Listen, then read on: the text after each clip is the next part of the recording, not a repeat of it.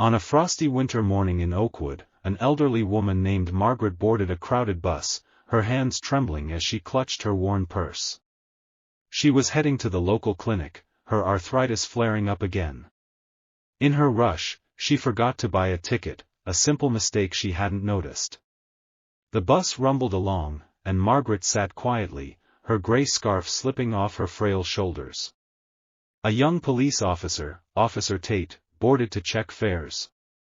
His stern gaze locked onto Margaret, who fumbled for an explanation. "I'm so sorry, officer, I forgot my ticket," she stammered, her voice soft but sincere. Tate, impatient and dismissive, cut her off.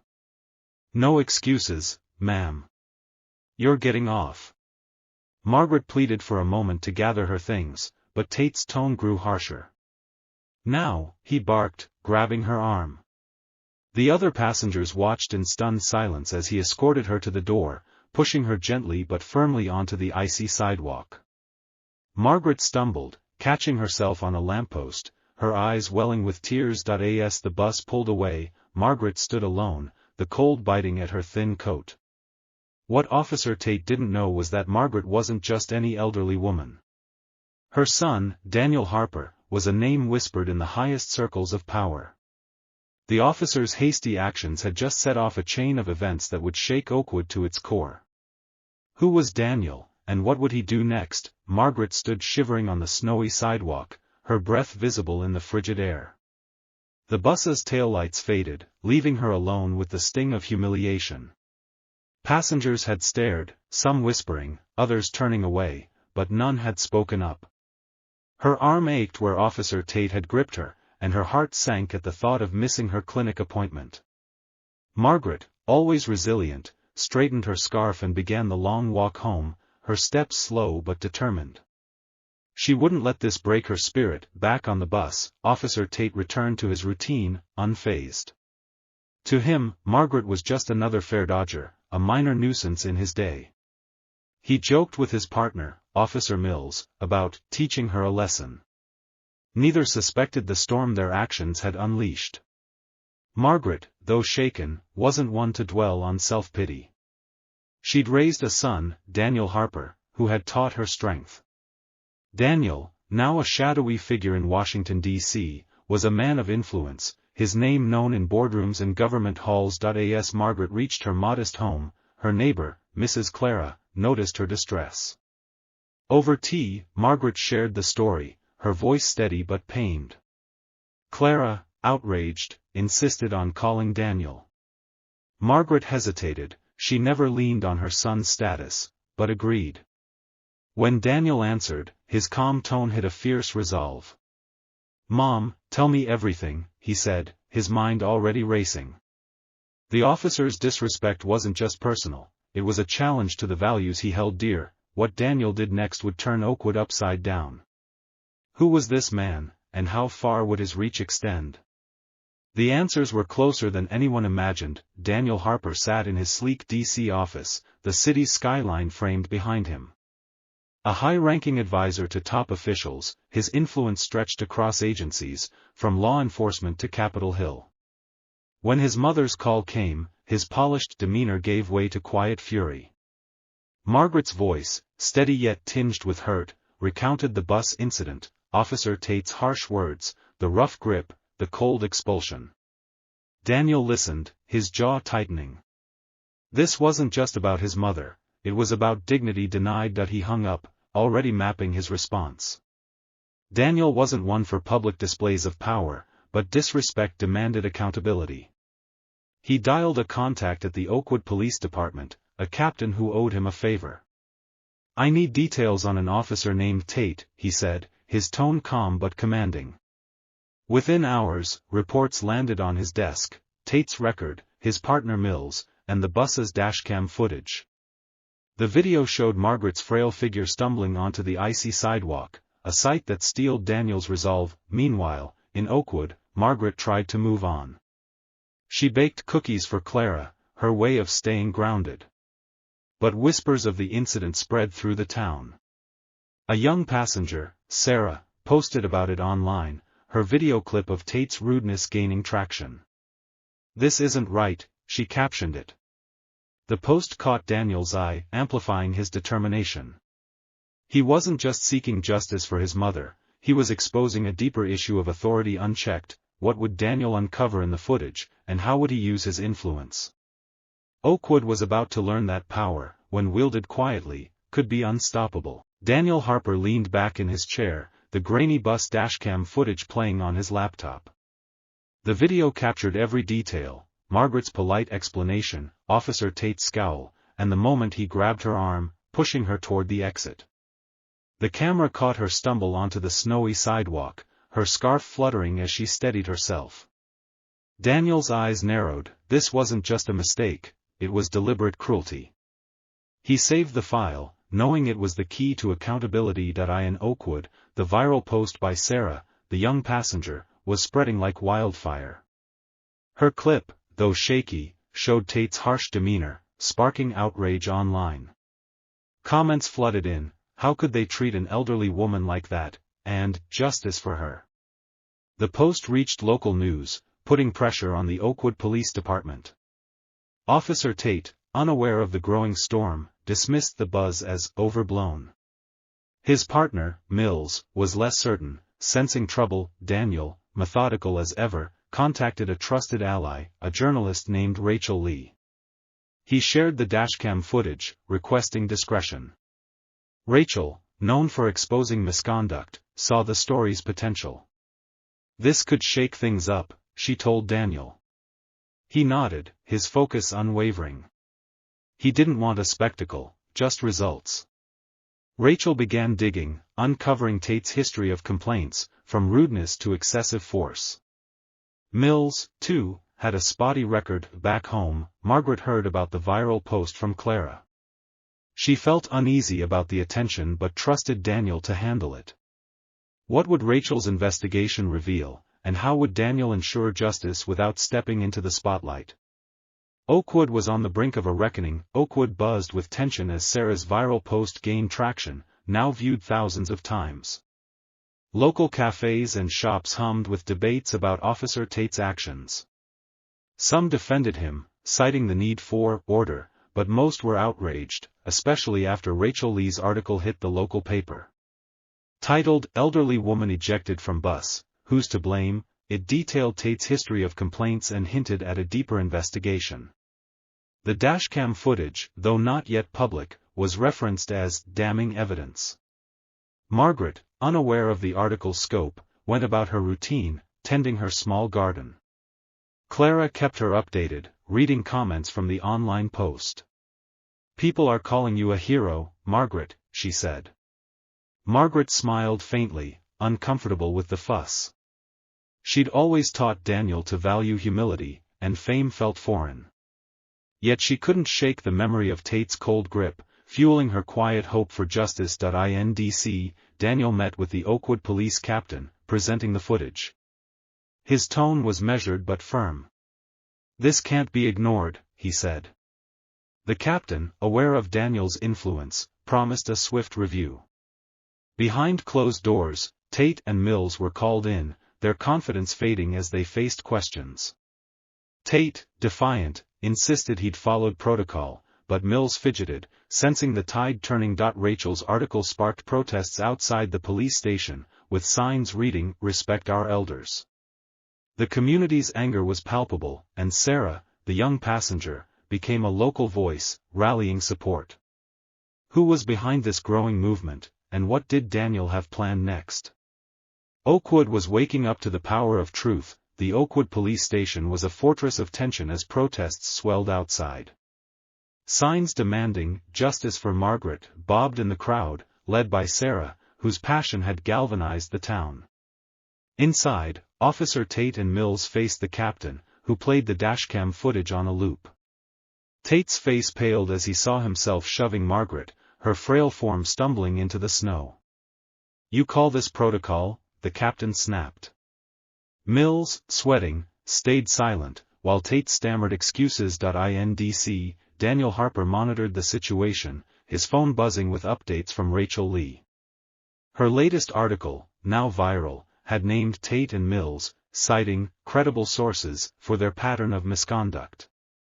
Daniel's influence ensured the story reached national outlets, amplifying pressure on Oakwood's police. He didn't want vengeance, just accountability. His mother's dignity deserved nothing less. Back in Oakwood, Margaret visited the community center, where neighbors greeted her warmly. "We're with you, Margaret," said an elderly man, his eyes kind.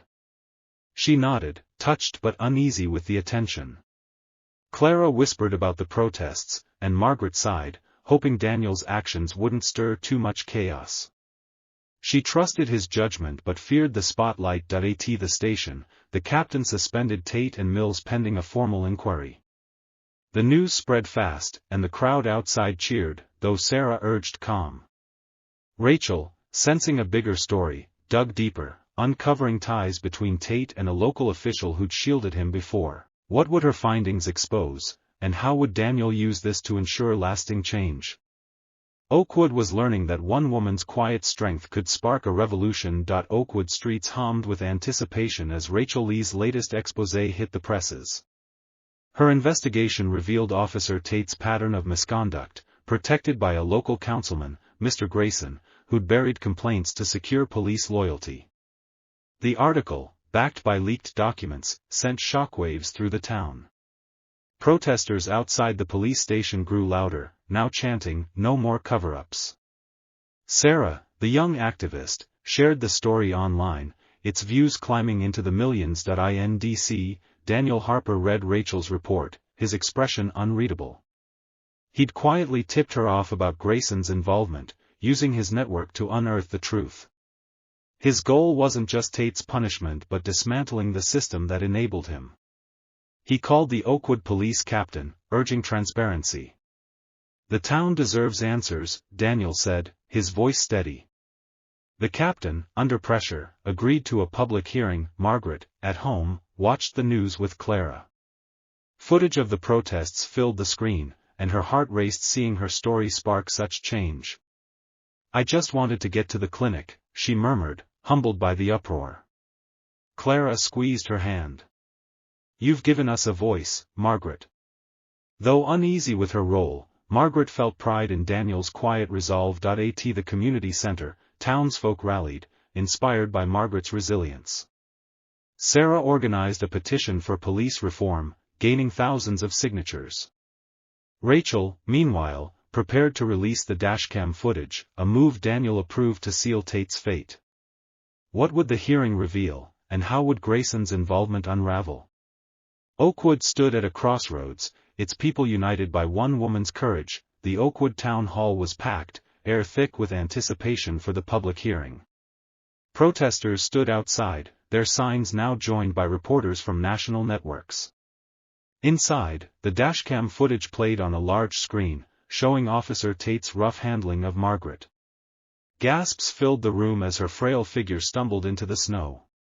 Sarah, seated near the front, clenched her fists, while Rachel Lee scribbled notes, her camera ready for the fallout. Margaret watched from home, Clara by her side. She declined to attend, uneasy with the spotlight, but her heart pounded as the footage aired. Daniel, in D.C., monitored the live stream, his influence ensuring the hearing was transparent. The police captain took the stand, admitting Tate and Mills had violated protocol.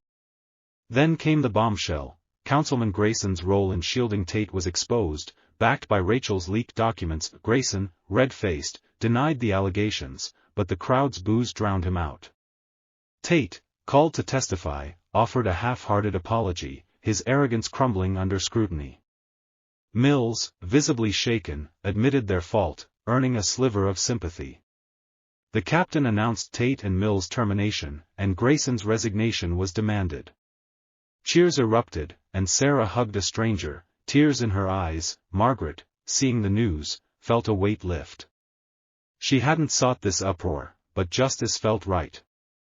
Daniel called, his voice warm. "You okay, Mom?" She smiled, proud of his quiet power.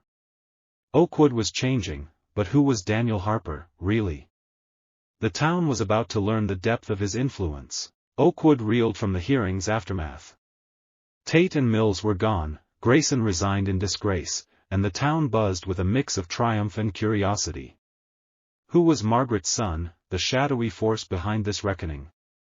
Local news dug into Daniel Harper, uncovering his role as a DC power broker, advising top officials with a network spanning law enforcement and media. His low profile only fueled intrigue, painting him as a quiet titan. Margaret, sipping tea with Clara, fielded neighbors' questions.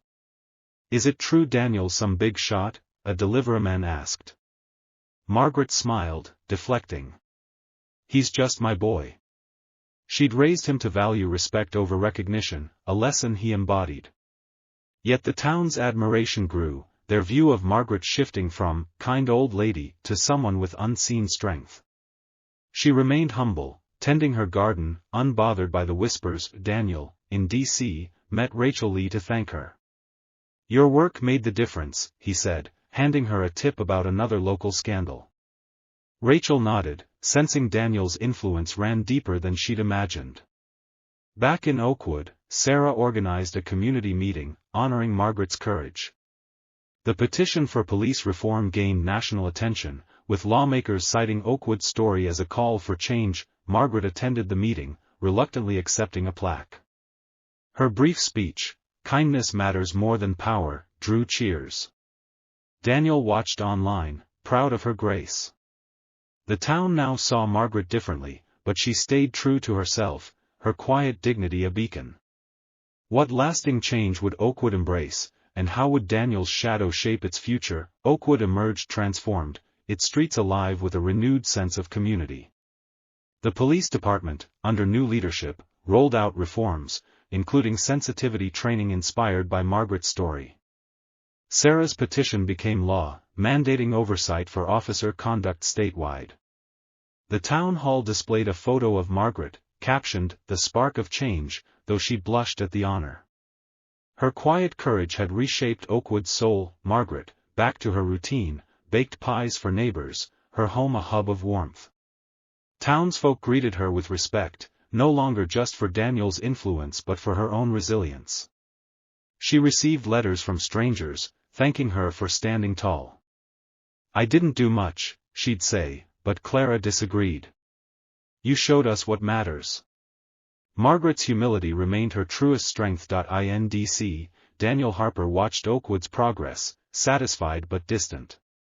He'd never sought the spotlight, preferring to empower others. His calls to Margaret were filled with laughter, her stories grounding him. Rachel Lee's reporting earned awards, her career boosted by Daniel's discreet tips.